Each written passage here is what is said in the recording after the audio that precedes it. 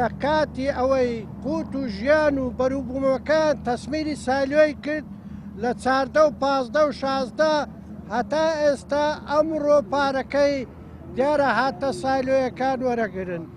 ئەمە مژدێنێکی گەورەیە. جۆتیار بەخۆی ئەو حەقەی خۆی وەرگرتەوە، لەبەر ئەوەی من شانازی بەخۆم ناکەم، شانازی بەوەی دەکەم کە من جۆتیارەکەم دیفاعم لە جۆتیارانی کوردستان کردیا کە زولم و قوت و ژیانیان لێ زەوت کوراوە بە ناحەق.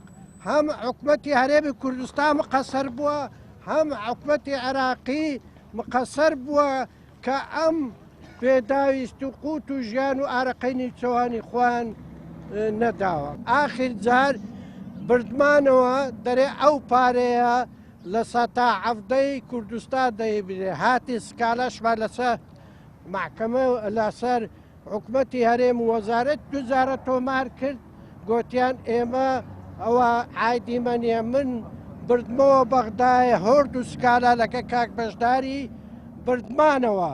ئەمە 94 جار چوومە بەغدایە، 54 جەلسەی محکەمەم بەڕێ کرد بەو جلکە کوردیەی، بەو بە نەشامەتەی دەنجی فەقیر و هەژار و جۆتیارانم بردە دادگا کە زولمان لێ کراوە.